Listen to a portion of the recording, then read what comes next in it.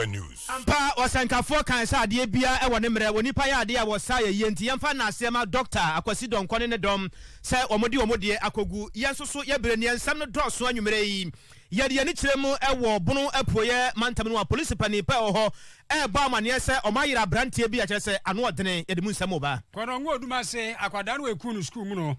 woni a yesu so won sa wo mu yeso won kwatwene mu chese remande akire mu basaba ensu bransam ye sanego ye e wo fraumantan no ni ade ka ma nsu ayiri asa manfo ne ma na manfo nya baabi na no empanifo to na ma wakasa de afa ho na wati apa from kire board from Veterans Administration of Ghana wonsam etesei onabo ya wosai aduchu wosoafo hwe ngumasu wonsam so de atodwa kirekire mu senkrase ni nkronkuma mu no wo monka makomanto yam e wa kirekire dwuma no ho na wode kokososo e masa wofo amoyire nkwada pampe se wituade wo ma wade entente mu hweye o aposifo woni omde ma no no yeah live for Facebook anwume Oyerepa radio YouTube no so ya dwuma korea ne dom ma no doso pa obi amesh nyekuma akra sanso so na condemn driver na ya opepere ya oti ayi paso enyasem kuma akra obesu so be de yentimi hu so betutuntuma so dia well nana kwabra kase obremponie anwume me ne Krobia Santana Shadows say Oyerepa radio Facebook ni ade obetimi aba social media handles baby aye wo ho nsem nchiremu na busuafo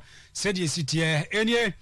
ena no da mane bo ya efiri korongo oduma se sira school ba enye akwada wo no ogina pa baako ya wore sika ya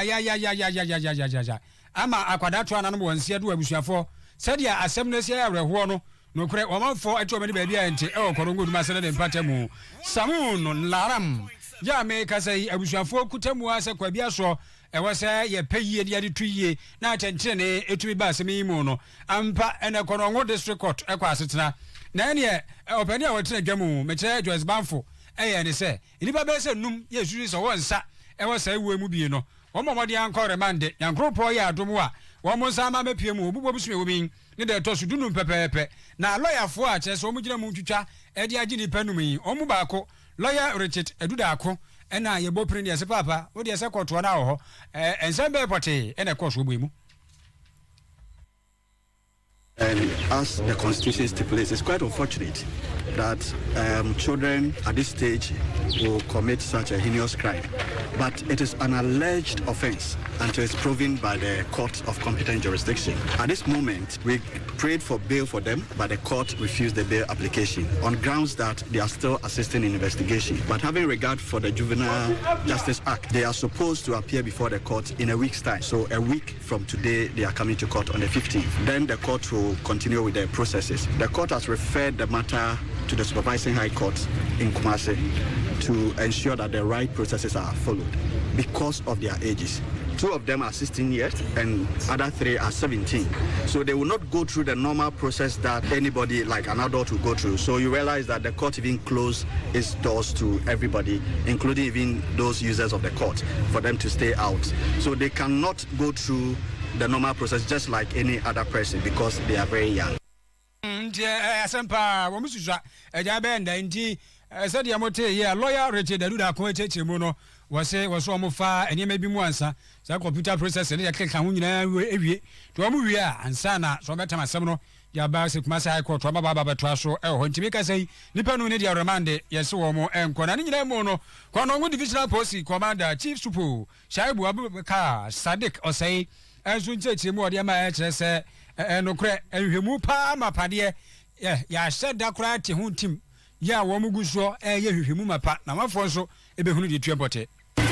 brought the juvenile suspects, and according to the AV Act, we don't have to claim them as suspects. We brought them, the juveniles, to court. As investigation is not completed, we came to seek to get them remanded so that we can continue the investigations. Since we cannot keep them over and above the 48 hours per there's a constitutional mandate, so we brought them to the court, juvenile court today, to get them remanded. So God be so good. The court granted our request. And they've been remanded to appear on the 15th, that's a week today, to court. Meanwhile, the court has directed the registrar to send or forward all recordings and then charge it to the supervising high court judge to direct the court to the next line of action. For juveniles, we cannot remand them But the Juvenile Justice Act, you cannot remand them over and above 7 days. That's why they were remanded for only 7 days. So if were to be adults to have been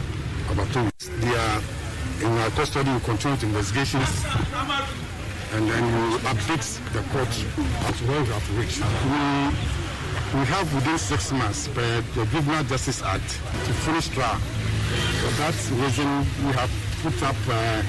investigation team, because we don't want one person to do the investigation, then slow down proceedings. So the command has added 2 other investigators, chief inspector and 1 inspector, to the original investigator to ensure that we are within the time frame.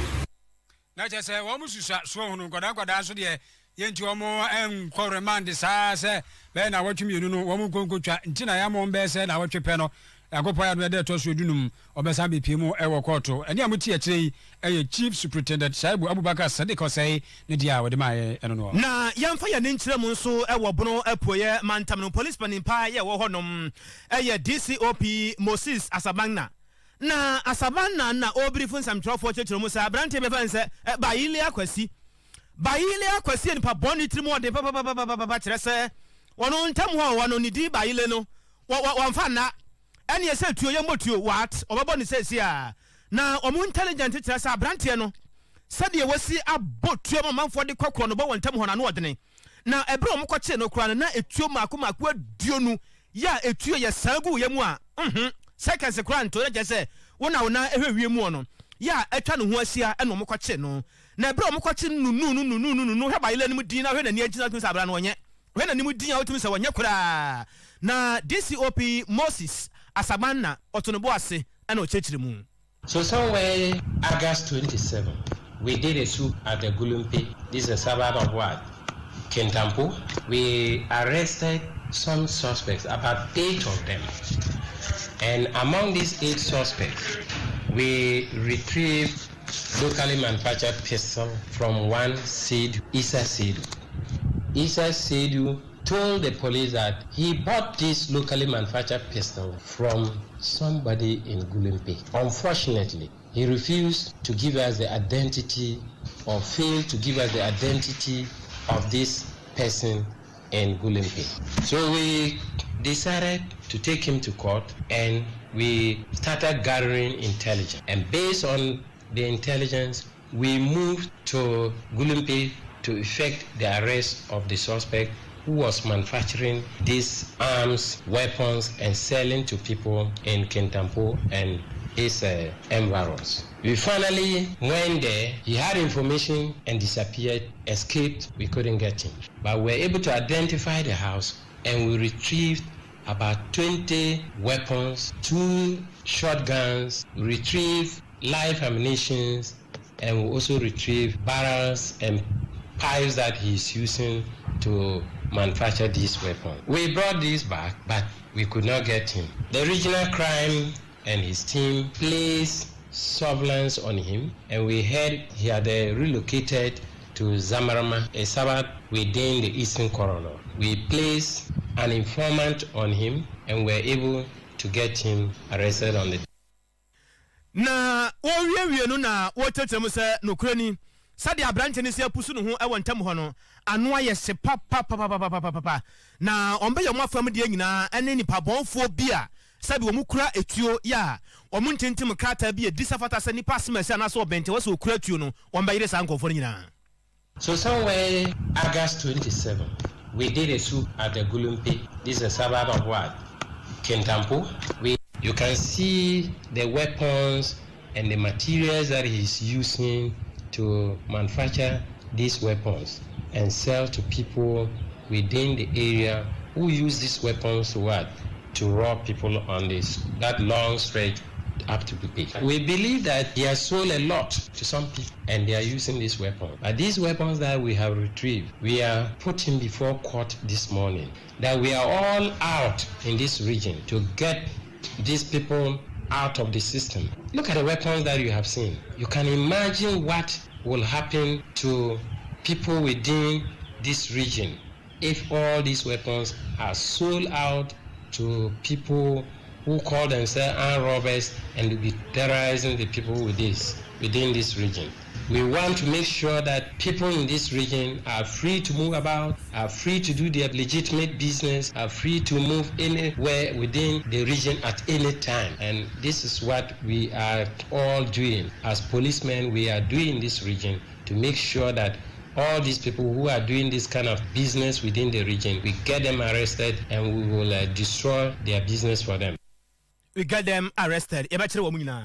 Na wo wie kwa no wacha se police adwumanye nipa akopɛ adwuma ye nyina ye nsom sabaya sa nipa bon form se mpotam hono betima dwire o nyina afiri honom.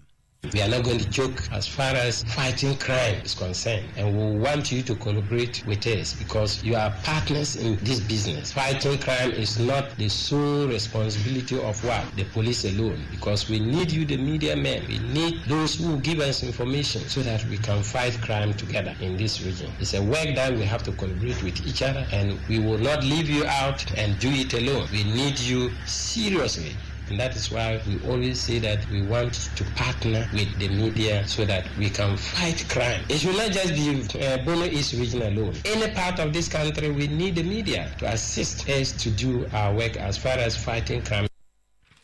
Ene ya etwagu ye wudi wani kiremo e wo Bono epoye mantam no emu a police panipa ya wo honom ne te ene DCOP Moses Asagman na Atibila. Ya kuyedim ya wasojafo ya wapon wo ho anase wawie on adwumayo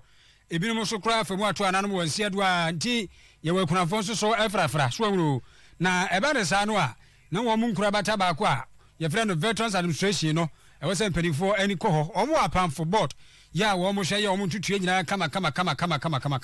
ya ye Ghana Act me kyerɛ Act 844 no so e wo hɔ ya ebo wo no mo ha ba ne ne ne wapte apam foforo ya wo mo do no wani mu kakra fine uhwe kra no mo ye be se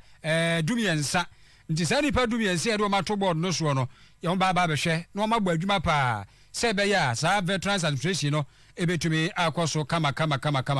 akona nimu na dwumadi chenche ya wo ye e wo jubilee fikasie mu mapede be de kire Dr. Mahmoud Bawumia e so panimfo dumiensa ensa mo meswa no ne nsam wo ka ye nyina ne sa pipi aban ani wo so pa na edi kan kura no wo ma pomden wo mo pension wo hyehyɛ ne ade nyina eno ntenkoda go no wo nsase de ade so wuru agapade eno wo akira akwa befa so ane nsa beka no ni nyina akwa ebo chikesi bi nti board no adwuma ene se sa veterans yi wo mo eyedie betumi afa ntoma pepe bi afra sa ne ma ni na enkokokam na wo nsa ebetumi aka ne kama Dr. Mahmoud Bawumia.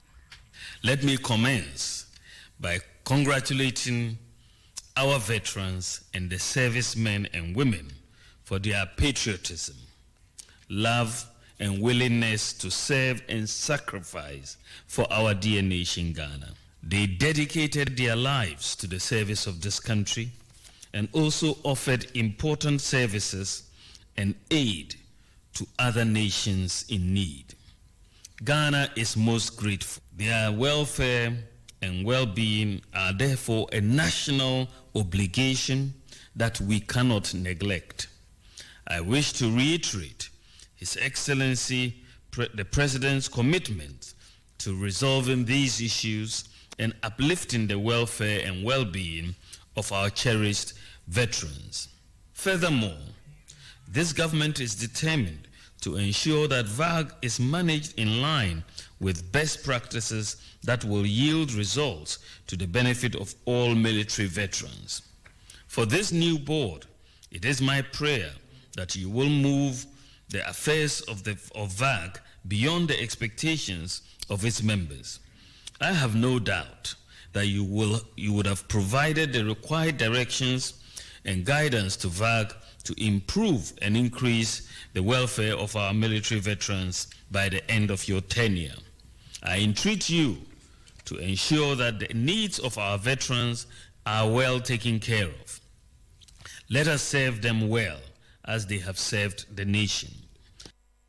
Dr. Mahmoud Bawumia no so moten wenka no bra sia soja fo a ja wo mapon ho anase wa wi adwuma no bi so kura wo mu da de free so na si kwan so wo kɔ pension ne sa wo mu ku anase wo mu kura bete friend Veterans Administration of Ghana na apam for board wa wote ne foforo ma ne da fo yi na wo po ho ntoma no me de no ase na pani din semi atudwa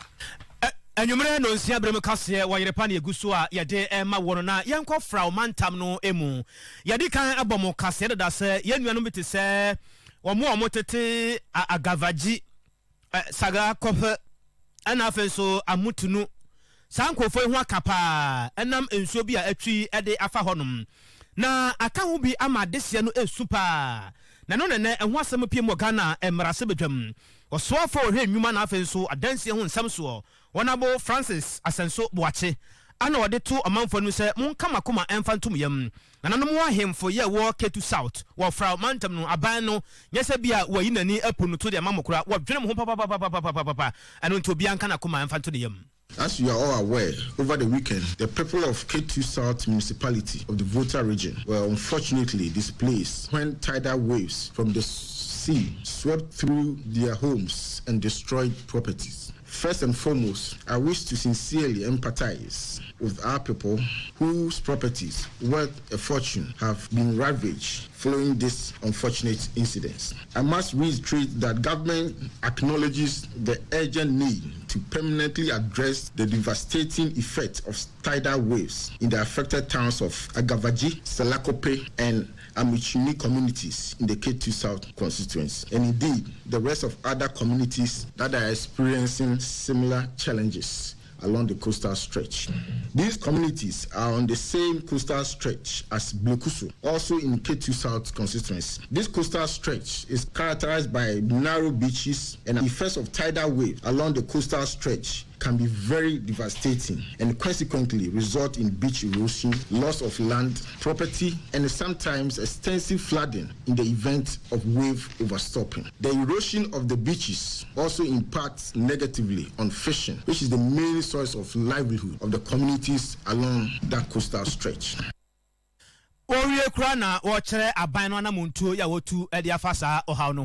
As part of measures to curb these devastating incidents in these towns, in July 2015, the Ministry of Works and Housing engaged measures Amandi Holding Limited to design and construct coastal protection works along this stretch,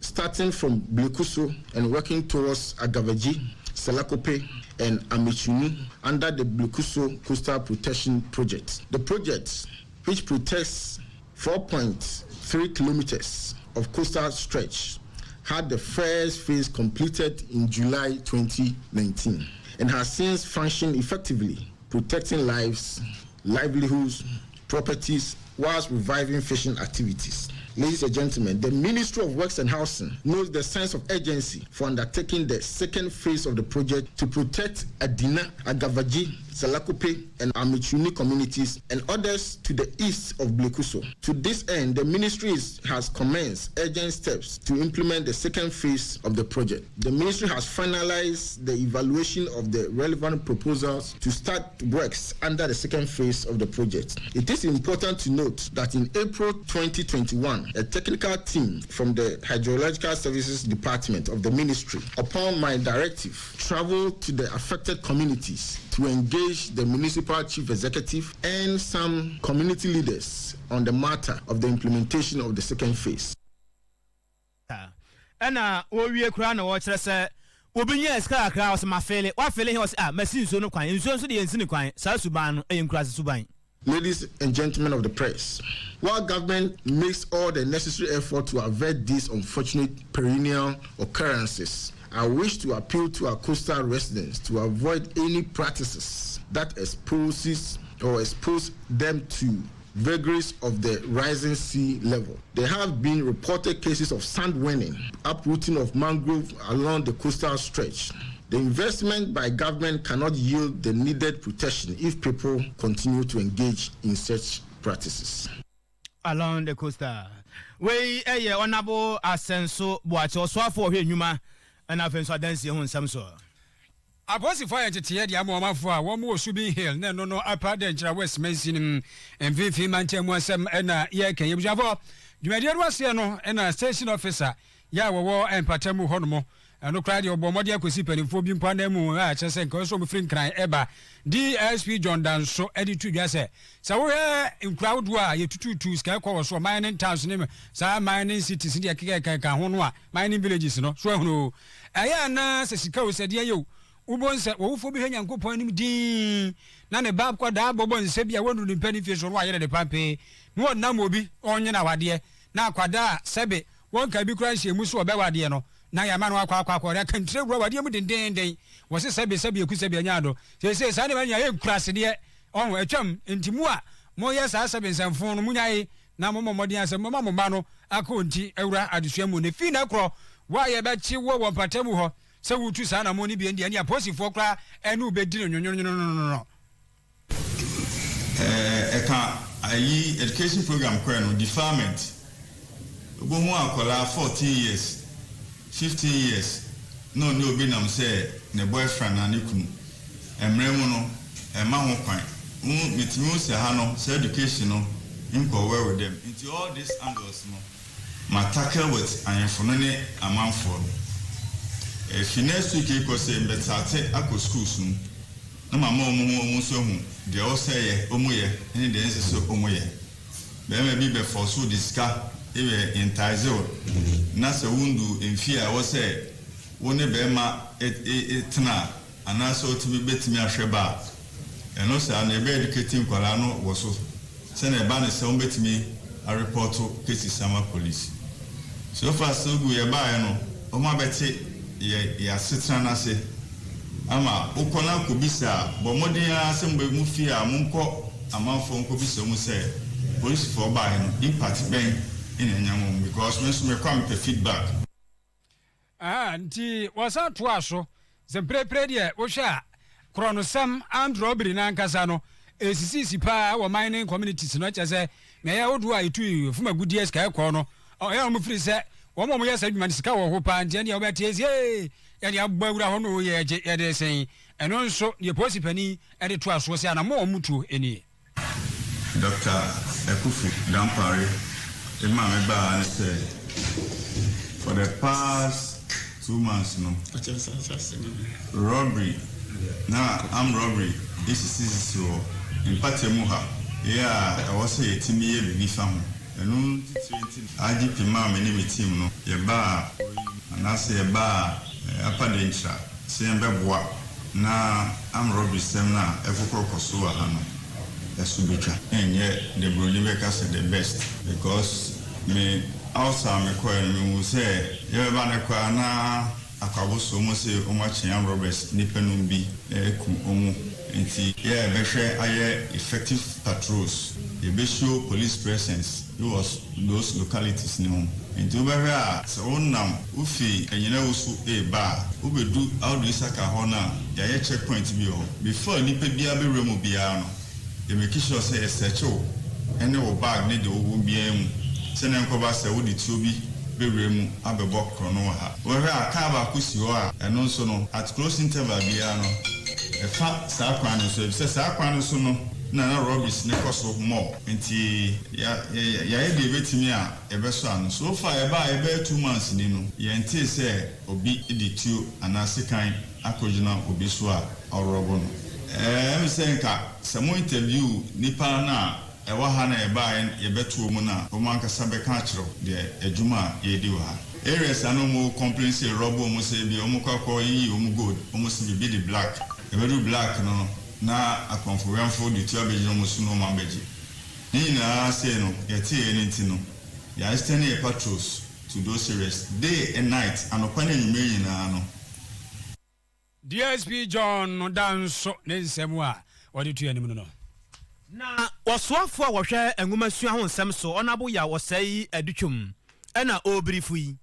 na dwumadie kase bi koso ewo enkran pompone mantemu na koso ewo Academic City University College campus na ne nyina mu ene se sabaye betuma hwe abo ma nwuma sua mapanso tima fa ne ntampa ade afira ana wo kyerɛ sɛ ɔno kra wakai sebia ukonkron kuma mu sebia ukomikroma hafo me ha me se ya sunkwa dade so aba ya gukonkroma kwakunwuma akotosu twabide number 1 no nkra krom o se krom na nu krom prekese kwamana kasi krom bomwa kosi ya kra mampe hia krapo oh obakwa no na nkola bi abe 500 na teacher ni ba akopɛ teacher ni ne kura ne toza kakraka se be ye kro ba school na akɔkyerɛ de no ne yapɔn ba sa akoda no ubusa no a wo se be o ka be wo se enya zero nko a enti ɔmɛhwɛ na akyerɛkyerɛfo no mo do makonkron kuma mu na kyerɛ sɛ akyerɛkyerɛfo wo kuro mu no ɔmo do mu no nkurasefo no so anya bi. Ghana Education Service is working on this issue and I want them to speed it up so that system can be created, so that there will be no school in this country without a teacher, no classroom without a teacher. Every student who enters a classroom deserves a teacher to teach them and deserves a qualified teacher. So we're working to make sure that this is the reality of the Ghanaian situation. There are times when I get phone calls from community leaders, from teams who will say, out of the 6 teachers that are required in a village school, only 3 are there. And I don't think that is the way to go as a nation. So we will work with Ghana Education and work with the unions to make sure we create the right incentive to ensure that in our rural communities, we have teachers to lead the students. Na Dr. ya osei adutum ana wo kyerɛ sɛ ebi wɔ hɔ asɛm nyinaa bi a monam na nkoda no sia wo baabi a wotumi sɛ akɔrɔ do ko school ase hɔ na wotumi sɛ wo nso de ko school akyerɛ ha because hwɛ site ekura na borɔfo a wɔkeka na nsisi so no a ɔmbɛhwɛ na saa de ne nyina ɔmayi ne nyina afiri hɔ. Thanks to the fact that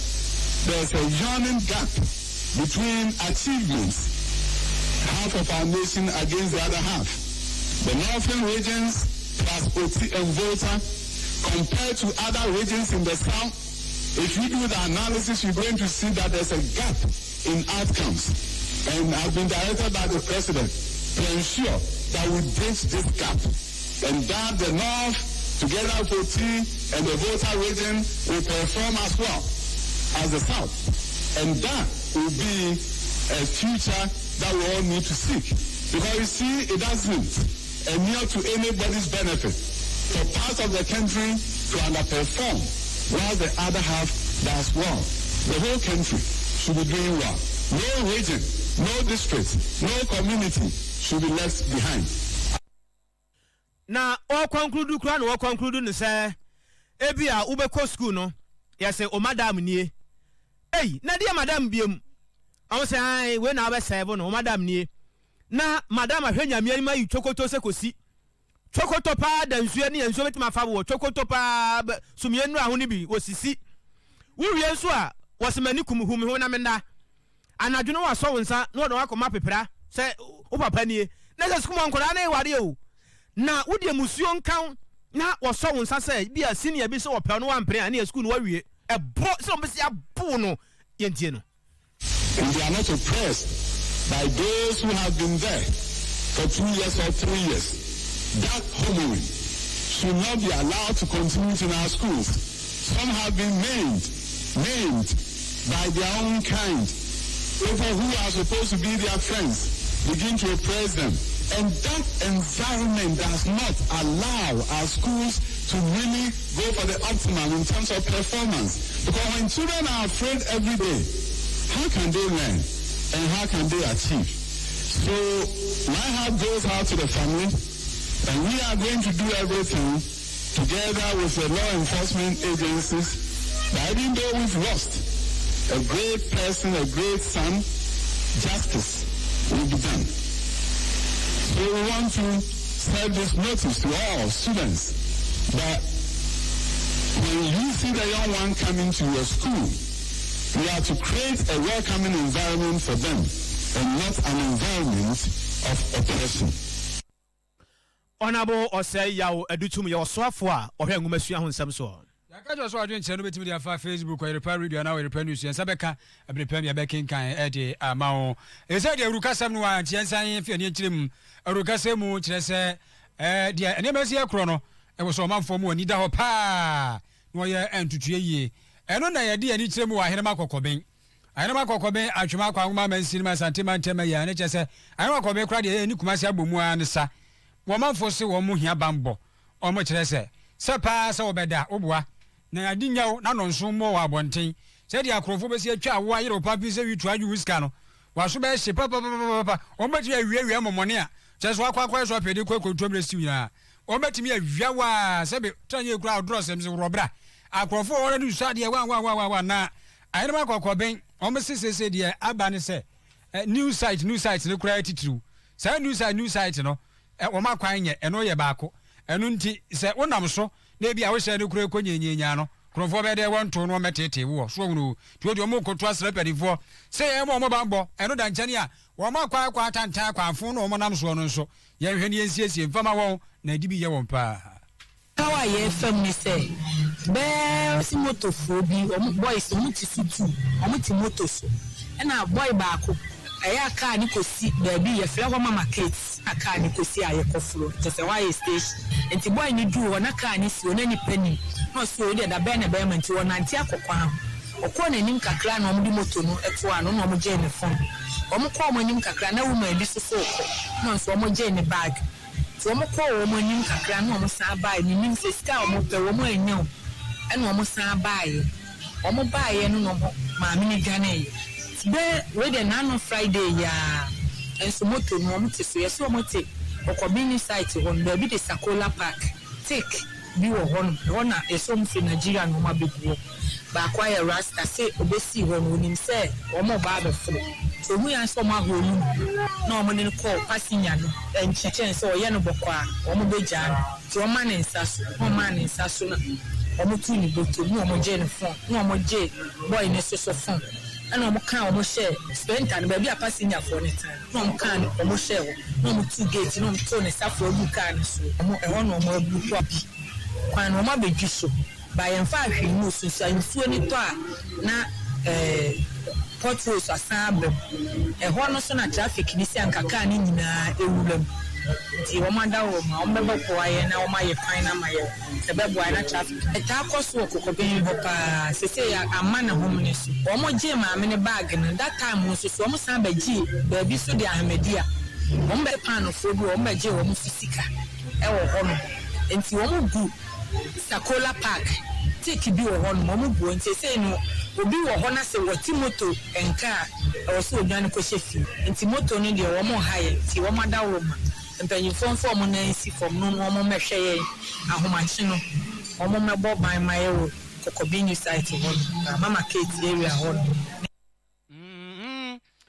sana tie e wa ye hupa ti wo manfo so de a aya de sre de omreto Ghana mpanyifo titru azate matemu se omeboa na ni ma bi enkoyi akronfo no kro mo se ebia wona wutwi moto na wo ye be ma na oba na ote moto na chine ho ofechen wa omutimi gya no ma gya oba no soko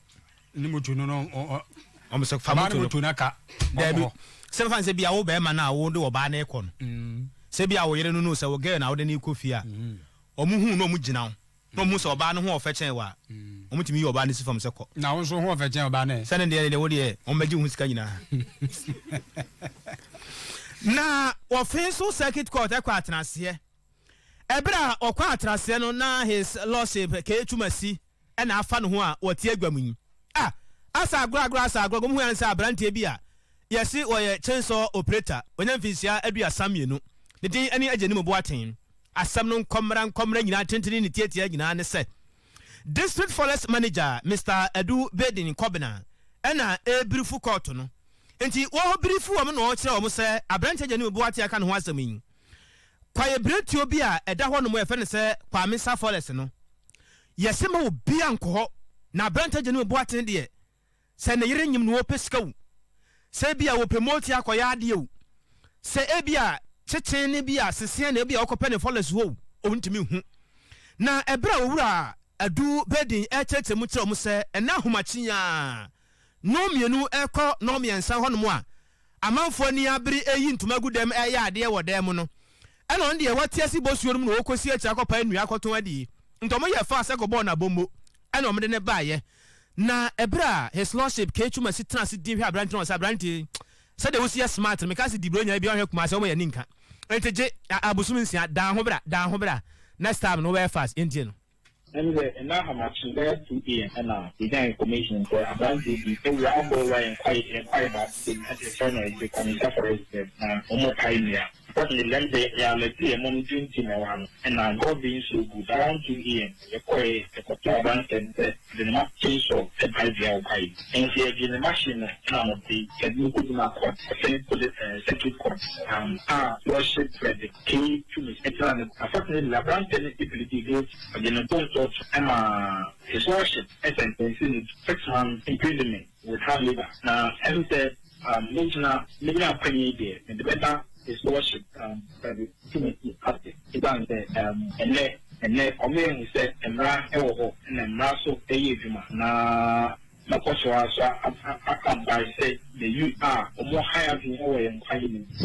6 months there is the minimum prison sentence you get the maximum 2 years. So in the Ubia so they know rough hiding more than else at time that one to also taking some money in there. Won't advise them that now that's supposed I don't have to come anyway. Ora edu bedi kobna wodi wani chiremu e wo fenso ne mpotemu a wonne pani pa ya ohwe kwaye hu samso. Ye wo kwakuafo ya wo mu wo mayimu. Ye woni ya wodo no ba ye. Womu susu wo don ye ma hodo ni nyina ye from akuafo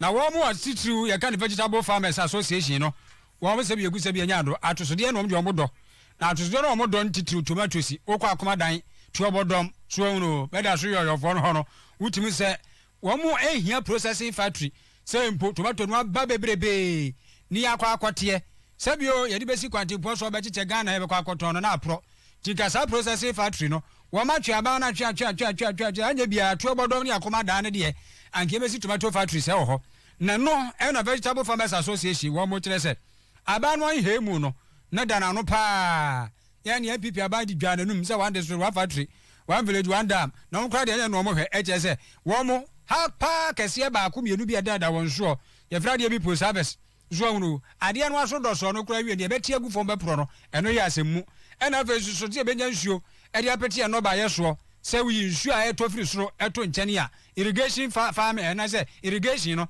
wo mo de kra de bobo mu ni bi so nu na we no so kakra be de ma woni a aban no e box chesa krokro de job bi e bo life na nam ho saa na no na apia kubi ena opani tachi tas ya wo mu din titima pa e wo koyi mu no e kire se he sa ban anya bibi amfa ma wo no mu a sa wo haw ye wo sa eno ba ye duane se atosode de bia be sai sa de bia be sai ti abani ntu anamo Eti ya mo factory ana tomato factory bi wa se bua betima bua yen sense ni pana be fa ne nyina kwante sere mo amba benya se mo bua mi nya bi nya fa mo a eku wa ye ku makoma ko be dunu kuno na dunu sia de wa ha obi ehia bi wo se betimi nya bi ye ne kase ba bi ade ne gukura no ye twabura egu na pro na asai nti enya warehouse kase bi wa se de bu kum na se komba na ba betuna betima bua nje sra ba wo twere ni hwe na nya ye nsu nya bi ni nsu nya adwuma nya se du pebra ye gba na ara ye bre nti mesra Ghana ba se nsu se no omra no o metutu bo ho ni mai na yemfa yenya adwuma se be ya Ghana be ben ntuma pefra ntese adwuma no de yo problems bibiri edu ba bia dede ba edu ba bia nyonyo no ba na nyonyo no do so che dede no sanse adwuma no ba edu ba bia na unya ka ba wo de beti yempa info national chairman nyina kwa ko hia problem bi se araka no na ye 26 ahaba 26 se no mo ye ne 20 ba 25 nti ama e ba bua ye akuafo no okay Nana apia kubi eno pani tachi ensem eno no na yawra Hilarion Nyako we agronomist echese utufo pa fa kwani abeduadua no baye ene sa ne ma no na ne nchechemu kakra ono kwa do free hot fresh Ghana ena wode ensem tudwa zewe ye kuafo ro kanyina no eno kuro na no kura sia me ani ankosa ne ma no ho a ne fa baabie no ebe ha First project no a project Holland abai and asoya sene na ni ekuafo a omudua atosode vegetables any fruits esia wa kwen hodo bibro so we baako ebi o wa ye ni won sia wa mra ye boa won business management any financial management and agronomic capacity so ndwumedi a omudi emu ye san so business platform meetings ye first na other event so a ye dey engage won ekuafo a ani won di dwumedi won esu say eduma omoyem imura omudi so ni indiaba na ya won eduan seed no edu ba bia enkwanimu entiema yield omu atia dodo na omunya no aya na ewofom enti eti obone se enedwumedi aye di no omuni won kra imuru ekra eduaba no aba eni won ton niema ya di bo osuo edigu eniaba no so no bedi usawoso na ohaw bia won wo bisabisa won so tumi yiwo no die eno no na ni nyina mu no asante bantam penu awada Food and Drugs Authority for Ajatum. Openi Nora Taki Te Labi, Ejes Ura Yeno. One day openi po too long. Ya ono so eye Techima North. Nkrabatano Krama Mofa, Ejes Minister of Food and Agriculture, or Penino Nomina, Romano Tumbi, etu free FCC. Yeye bae se yepese any farmers no e kasa e fa kwan be fa so ase mu de aduane e breye ndioma aduane no emfa o how bia nwe se okoto chemical na ye try say de use ye share mu use no say de kan ye no de si ana me say ye ya mu de kan protection e hwe ye share mu bia mfa bibia kan protection na se bio mu de chemical ni gu nto si me so a say titi ko dwome da na wo de chemical ni gu so na e ma ya ye die ni ya Bio say Udi caught Joma. Yen say Adeka no brano no ye better say mutsi. The signs and symptoms of the adenovirus. Roadrunner free, the type of seed that they are used over the period. And not tomatoes alone. Techima North in particular, but they are vegetables, cabbage, mako, ikuma, and then yadoni mako. So Oshe fair yes here. Almost all CC area very, very, very, very important. Nti abusafo no we nananom akuafo ho nkomo kakra ya wo atenaye bi ewo oman yi mu ane nyina se ehwese nkoda mofra na fenso pani obi abetima di yie na obi entiatia obi fa ahodie eso na saa atenaye no owura yere abena anobia asante wono na edi animu na ni nyina mu no eno ne ensem atonsantwerofo no ekere wo mo se na nsen Ghana fo ma bi suban bi aba won so enkankan emfinfiri mantam no emu se ma me hwe se ne ho akere no a na wafa ne bakuma ye bi onya mfinsia no bi a miensa mienu ana afe wosi yenya mistake hamra na woni obi adi ano da ye ya no akoton no woton no wie nsusu no a na sa nipa na woto akoda no na odi akora na hwim ekoba bi kura hu akoda no biem no odi ne ko yenkuru tujuma ne ade na wo che sa ade no sabi enyenyenyenyenyenyenyenyen sa wo hwa wo yonku nipa nim na wudi ano se momone na den momone kura se eton bi wo mo eba ne sa no a na hadwen yentie mami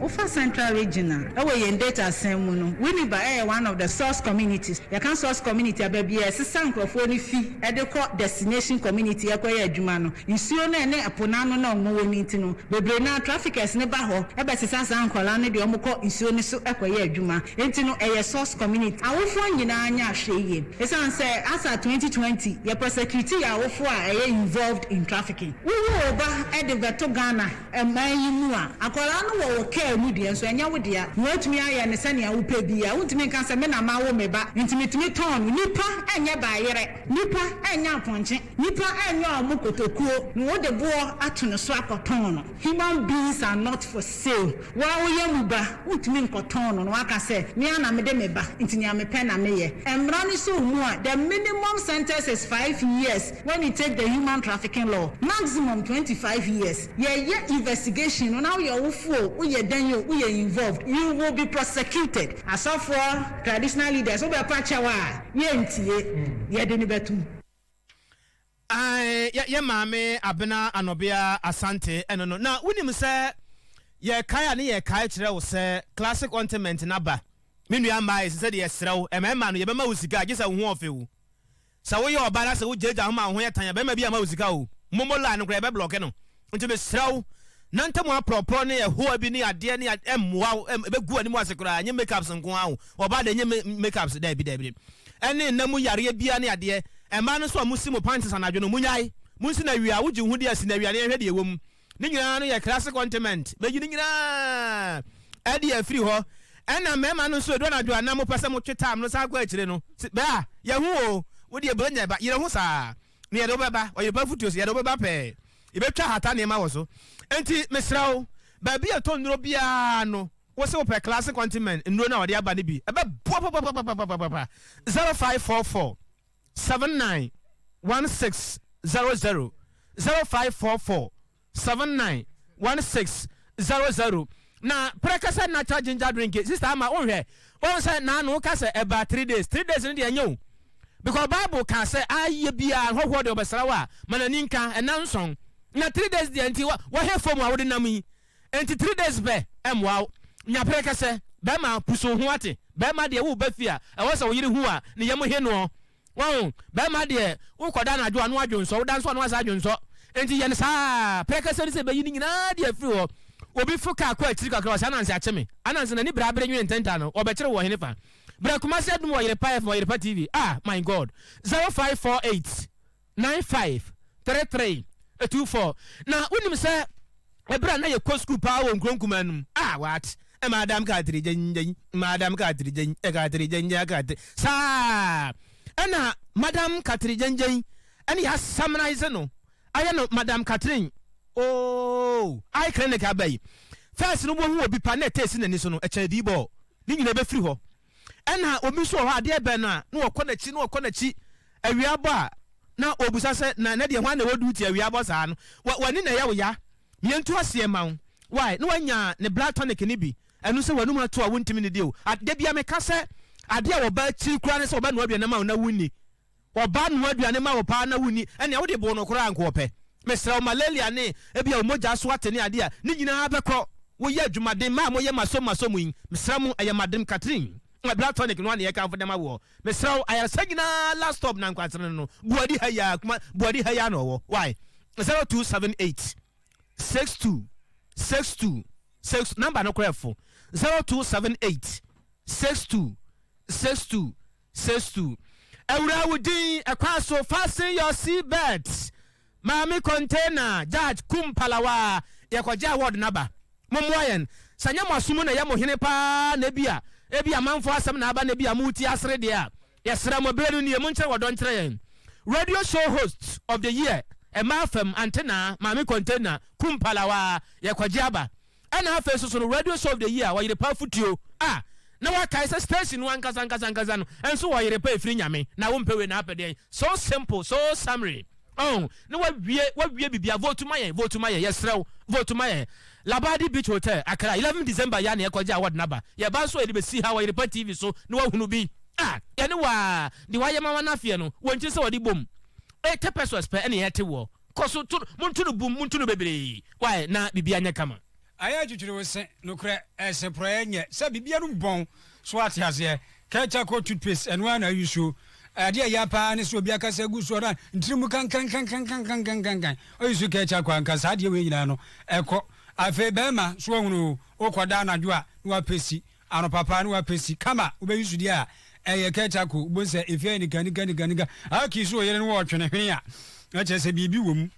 no akwaje wo kecha ko oyisu 0246864790 high sense ne me nyina ye papa na misi air condition ebu onu mu abu ase kutu aye bom guguru no ndo kwa mfa no ho so ati aze high sense air conditioner entisa je super promo twamu akaka kra bi na ba na wiye na ade no kra de na ni tena ye ba na wiye yo enti so ma na ase anya here na tena wa kwaju we si papa bi e wa high sense wa no wa ye so ati aze high sense air conditioner super promo kwara kwaju de bowra me showroom ba bia bo sha ba de kai papa no ye duru so no Boshe be electricals niema nyina champion wo mu fie ni ha abusuafo de tia se boshe ba de ka ne nim de ka enkane agengan bronya na ebai ye mfa sumu ni afi atwam de coronavirus ye nipa bronya ne ani ni papa bi ehunu so afi ebedi ni adini ye nkane anu ye de betuatua fie ho ye ware na foforo na afi de sefa ta bi ahwe tu bi aton boshe ba ye nyodo ye 12 na emese sa deodorant antiperspirant papa no de aba no ujibi ye wa matuam ni ade no matuam hyehyɛ ni nyina ni de ayununu ni nyina no na kɔ so awunu bia matuam afu wo beso obeyi a use denim na fa ye ho wo se wa hwehwehwam 0541 125 339 na baji niema bia ya wuhia e wo bɔhyɛ ba electricals afi ye ntonko so ne fa nsɛm no de aka e mamo panipa ya wodi ntintima wo Vote Ghana Limited wo ma ye dwumadi echenche bi wo ma tutu nsuo edi amo o manfo nkrotuo be se de wo ho techima north mensin mburu eastman temu eno no wapani Simon Everest ya wo country manager HSF hwe Votic in say nsuo no mo ye anonom ne ne niema bi a eka ho nanso so enye se bi a wo be no ma de no ato atwene ba bi o be no ma de no ato atwene ba bi ya ye ka wo bi anu nsuo no ato atwene twa wo bi anu nsuo no ato atwene nsuo be to na be hwe bonka wudo mu no na eche se ayewura se two wo se aha anyu amani so ade hunu no saafo na mo ye saade no country manager Votic se munyai opani Simon Everest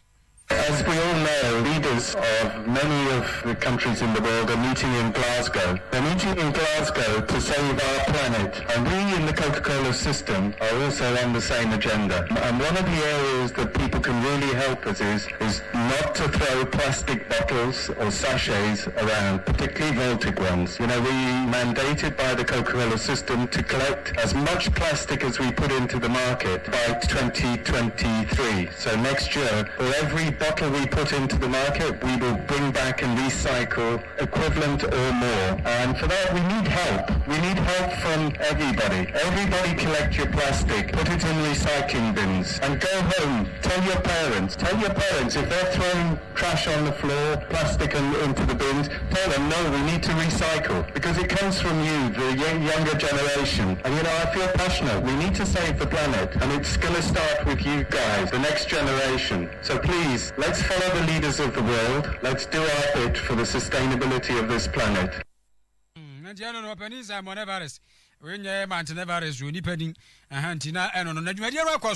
Ewo gu akuro na chese ofuman the chairman of Mansini mu na ebenifo so ekobi lawyer Alhaji Amadu Suleiman Bema onu so ho na Alhaji nsemu a odi tudwane isu na bohu na ewo no platform no ye politan kitwe bi ene na edi supply isu mu na vortic for yeso etwere mo ede mfunini free school mu akoye nkwada dodo ewo ha ne ebra mubu isu na nkwada akogu pipe back nti ye no yese ma hwe se omitimi aboa nti isu wi a yabu na no mo akasa kire se bohu na mutuye no obitima supply even no funa community no bi nti ye nkwa na ebidi hu faso ena o se school na akasa nti me sure say nkara no ba nsu emma no mo be dware ni ne mo de be ya de fofo nyina no enkoye na mpeyifo se nka mfuni na mutwa nka be ba ma obi ahu se dan egina esi machi dan ne ho ene kitchen contractor ne fi ha afi ba ko no bisume nyensa ni ne to so ni dormitories ye challenge e de ma ye ni library ye ni ICT administration blog so ye ni bi na de ha ye pa kese ene masters bungalow Nana kwa kujan ya otosu mienu oma hene yo wo ofuman ana nana kofi dachi onu so dikro wanchi agubie omso mani age papa nsuo no manya ne saa no nsuo ho e de ma won ke ma fuma e kokro fufuro so na hihye ya ye nkrofo na ye dwuma 40 kromenti ama papa be so be pese kuretu ponti omso fa za akonya nso de aba omo ba fia be ka kire so mo so mo ye adwuma se eni be bo so nyinu ampa mo de se ayo abetu nsuo na wie ai bibia ma ye hu dia etie timi da base misiri nyankopon shida misiri na mo samanfo so mo wechidom na de bia ne mmoa ba ko mienu a ode ka ho a abesi nei enkoso nye saa na sere timanfo a enye ye hia se ye hwe dia voti company abeye na se su bata si ai bibisa ese dam nyina yeso yeto san su hibi na kakra be bi nya be de boku fufu aka so so ku da ba kana ke yana amuna ya da ta da yadu ko da baba biya ya na ba na ai be be da ya da le ba ta ke fa da le ni ne da ya ya brete kana ke ya na ya da ne biya ya biya fa ya biya fa ku ne ana mi je ni ba ni biya fa ya be da ba ni biya le na biya ana mi je ni ya ba ni ze ya ne ka de na mi ke ti kamera Beda base Oyerepa 100.7 FM show eni aganka si enwure no nsia de fire ni nkyira mu ewo Diaso Presby Basic School ye wo Upper Denchira West Mansin mu wo emfimfiri mantam no emu enkoda no na esunsu omu so nyina ene se baabi omu ko school no edan no ye miensa na miensa na eye no kra na ye nkoda no de yanko ampo a enkanye wo mu ya omu ni junior high school nkoda nyina so na aka ba mu a da miensa panu o ena omu yusu na de yomo si yomo tan kra na se bi wo ho a obekọ no na se nipa bonfo bi osahinifo na omabobo enema nkrowa wo school dem ho ebi si joint omotimi ye bi triangle bisection ne ade omagije chem sa ena bi won so beto woni na condom eda ho na ade bi wom aise start no wonam he koka se de ade a ne nyina no nya ade beboa wo mo entom so mo ko school a ade o mesua English school na beto woni no na wo so usua science diffusions osmosis nom emwa wo mo emwa kura to musraban aya area ba etetimi hye ya nkodan ni nti a cheye mu mienu aya JHS for ni ba area ne aba na pa nti epon a ni akonna JHS for na ba ha se amna de da ha se Yeah, yes, a class and I me boy, so tired and chance down so. You so to me, Bahasi, so how I will. Ever so sit down from my. Now it was school down so study about the daters for the bar. Ombenya baby atna. Ne pesa ba ye be boy ni se. School dan esi e chere pesa obi me na enkura no ya mo ye esua de mo de step ye. Tie pesa obi me na enkura no ko na ye esua de mo ntimi de step ye nti. Na de se de ya nsre no aba wona. E to da na nso ne ta. Etimi gu ye so ha. Afen so say ewian so ba gu ye. Na ye dan ne nso mu susua. E ya ye ho kire. Enkunya nso susua. E to da ye tena so miensa. Nti ye pesa mo mo aye. Ye hwefin penifo no say yet school me and ma at your power to be a roof for now to my tanam say no to one more we are video guya and banny as answer a plan in so ton swat where to say tia bonus on bo a guya yani at by home and I'm been from person on my mind. I'm not at the down in so tope. It's me gumna e kasi. A bit me on my own shoe pillar. I'm not at the bit me on my slab and so on my boy. Akrano kasa and son away kasa grobe so yanipe that unia. Now also one didn't tell what the home. Na assistant headmaster, ya school ya Michael Danso, na 70. Yeah, so Methodist school. How can say from infrastructure, a school burden. School collaborating them. The toss will be spacious. They be a compound one is shut. Yeah, no break a cry, never been put on credit in the other. Ediagro. Say, Chiraha, the best I am I. I can't give for no Everton. I check getting to 2 years, but in be my Tama at the Chirano Chila, the Blanca say a romance I was so, but Ochradia, there are no spaces in the classroom. A bumpire say a buying, and I knew this year about now what boy I mean, a Bia soon. Any Bia classroom I bet me, actually, I'm a na omu church mu se omu de asem nyina akoto DC ya won tam ho nim ona Richmond kodu anim amwajatu mu akere sampa obetu ho anam special of projects aye bae ye hwe kindergarten e kosu fefefe ya na aka ho niam ankitingiti bia esese ye na enum ene abehu se ye omu primary school ene JSS nukure ni number also na infrastructure deficit ewumpa eba edan sem any nkonya sama nti ya de a ese anumanim ya yetu ho anamo na ye de solve emomo ba yem se ade ba kon so a ewum ni se number no so mo nso je no ebro so tie ni achechire from bekasa so mo nso nya cut off point bi elan se other schools so ehia student enso ase ha numbers no ebro so ni nyina achi no eho akade eye nkonya ene edan no ye betu ho anamo ni nyina ne se ye be expand infrastructure ni nyina ne se school adan no ebe dawson ni nyina ne se school adan no ebe dawson we eye DC ya wo important one Richmond kodua Oyerepa ya nhwe sikasa kakra na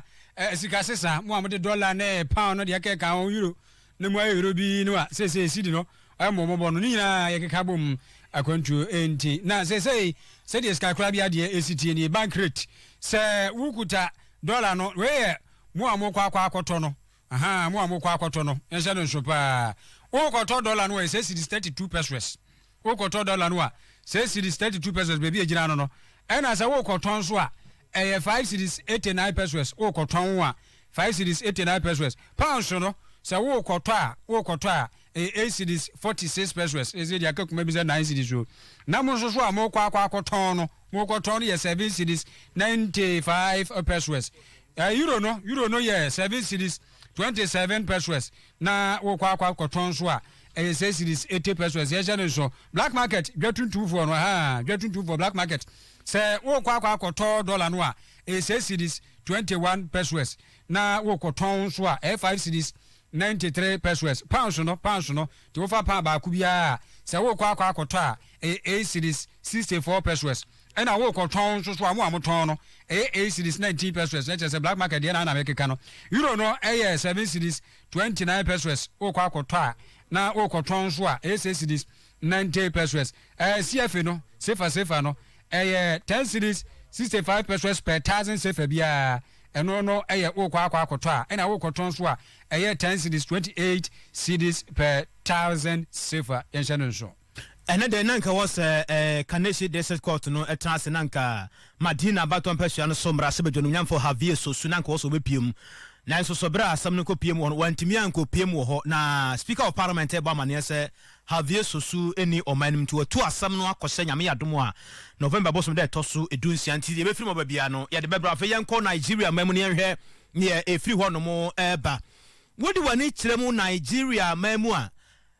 baby a yefra ho se Dan Isa District na manager anase mayor ya ho honum eye Adamu Guararo no oba mane se nukurenie ayra ho se mo mati free Ghana no eye nukure papa na nyina che se Nigeria mamu baby wo ho a gold ho adwuma ana omoye na che se asase na adwi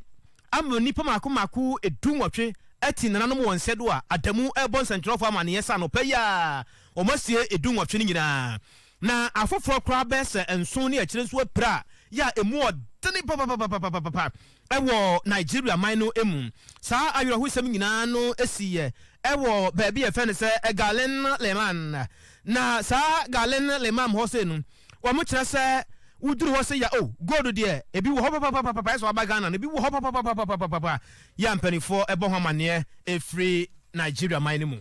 afa ye fi ani kire mu ewo Congo mamu amanebo a e free Congo mamu ntitiri wo mapo ye fam ene se abanso do fie ko ebi na chese pabofo a watwutuo edi nsamone ne ade no wo matimi aginkrutuo be se mienu aboso ya efiti enru anwumre no abepem sasabra ha no Lieutenant Colonel Muhindi Luanzo amane bo wodi banyina ne se ne enyan se enkuro ba mienu na hwe kwabra ni kutakutatuo ne ade edidi tete ne ni pentimi mpie wo mo mapie so atowura me pe o mecha kwa ba bia wo so oba ma brani mu so ehunu enu na se sesie ewo Congo mamu a abusia sa le tete no kra no hwe mu a ewo Uganda wo mu ni Uganda ne Rwanda fo ahye so a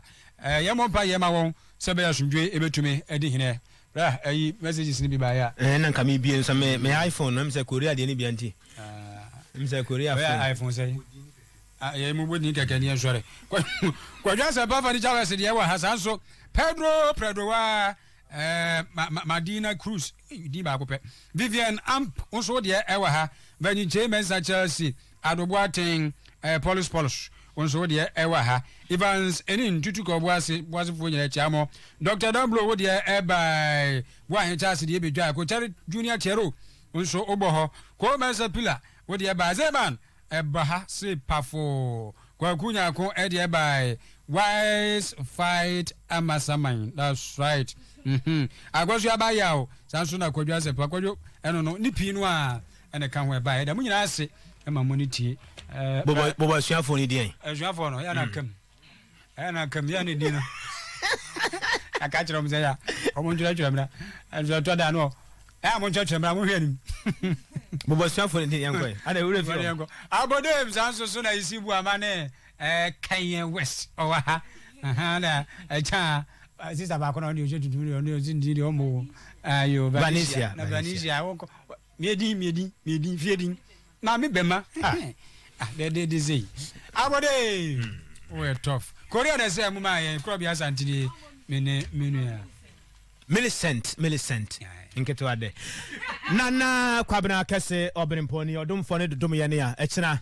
ye be sana di nhyiamu biom nyame ohu ye nyina mobo no mfa yemfom so nkyɛyen na ɔma yɛn kwa sɛ de ɔde kyɛwɔ ne a ɛfom yɛ no yɛn kɔnso hwɛ nyina efiri musuo ne san mu ane ahenie ne yɛn ho de ne bibia